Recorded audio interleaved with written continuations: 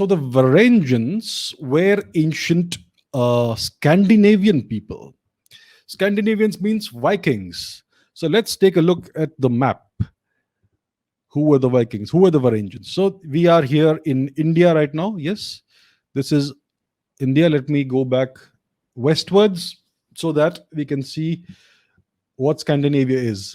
So Scandinavia essentially is three countries: Denmark, Norway, Sweden. You could also include Finland and Iceland to some extent, but mostly Scandinavia is Norway, Denmark, and Sweden.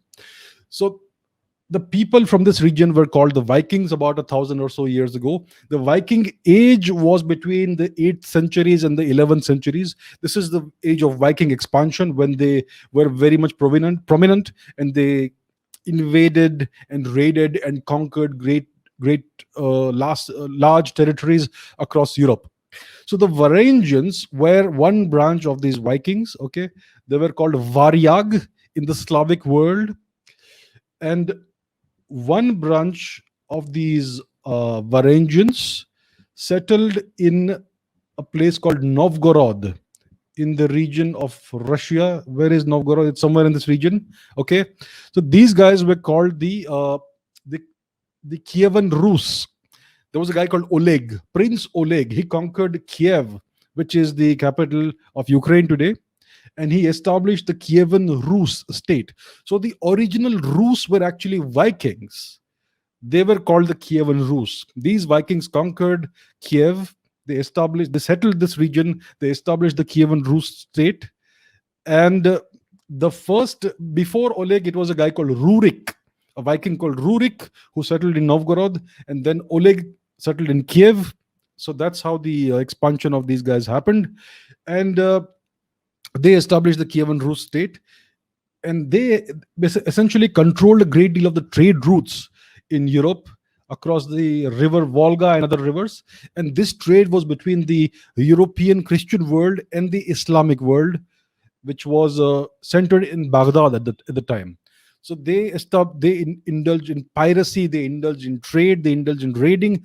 They even had contacts with the Byzantine Empire, which was centered around Constantinople, present day Istanbul. Some of them even served as the bodyguards of the Byzantine Empire. So they were very adventurous people. They traveled everywhere. They traded with various countries. In Baghdad, they traded even with Indians. So they had contacts even with India at the time. Some Vikings may possibly even have traveled to India. If they did, we have lost the records of that. So Baghdad is over here in Iraq.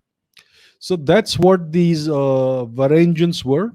So eventually, with the decline of the Viking age, the Rus, these guys, they were slowly Christianized in the 10th century, and by the 11th century, by the end of the 11th century, they were assimilated among the larger Slavic population of the region that is now Russia, Ukraine, etc., Belarus, and they became Christianized and they became assimilated into the Slavic culture. So today, if we look at Russia, it's a Slavic land. The people are all of Slavic culture, Slavic extraction. The culture is fully Slavic. There is no trace of Scandinavian culture, Viking culture, and yet the name Rus, Russia, comes from the Kievan Rus, who were originally Vikings. So it's a very interesting history. That is essentially the birth of Russia that we are witnessing here. The arrival of the Kievan Rus and the formation of the Kievan Rus state by the Varangians. So they were called Varangians by various people. They were called Varyag by the Russians. And that's a very interesting story.